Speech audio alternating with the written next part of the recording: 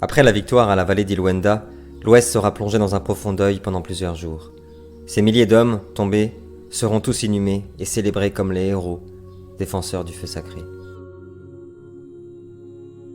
Le traumatisme provoqué par ces trahisons poussera Inumeria et les grandes cités du Nord à prononcer leur indépendance. Albarad, héros de la bataille, sera fait prince d'Inumeria selon la volonté du prince Agualon, mais aussi du peuple, le nouveau protecteur de la cité et du feu sacré. Profondément marqué, physiquement et psychologiquement, par cette bataille, le jeune homme se rapprochera de la belle Lily, dont il est tombé fou amoureux. Naya restera à l'ouest près du nouveau prince pour le guider et continuer l'unification des Aki, Shadi et des hommes. Devenu très proche de Blumen, avec qui il tente désormais de rallier la cause des Aki de l'Est, il partira cependant un long moment seul, méditer, après les événements tragiques de la bataille d'Ilwenda.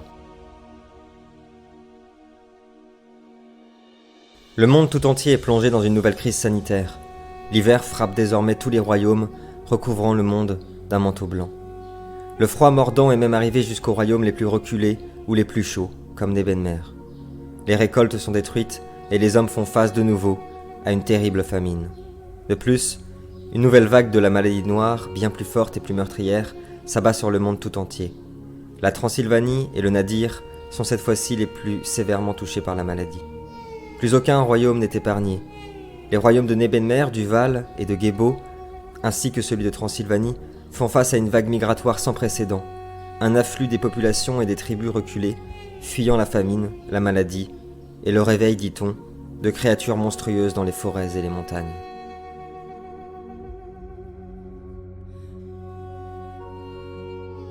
Cependant, cela n'empêcha pas l'appétit dévorant des royaumes conquérants qui replongèrent le monde dans la guerre.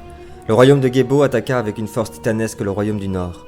Le royaume du Nadir déclara officiellement la guerre avec la Bavière, les attaquant à l'est, et la Transylvanie attaqua les royaumes slaves en débarquant au sud-est du petit royaume. Enfin, le roi de l'Ouest Winalwe sera rapatrié de toute urgence mais en secret dans la cité d'Inumeria, blessé mortellement lors des batailles celtes.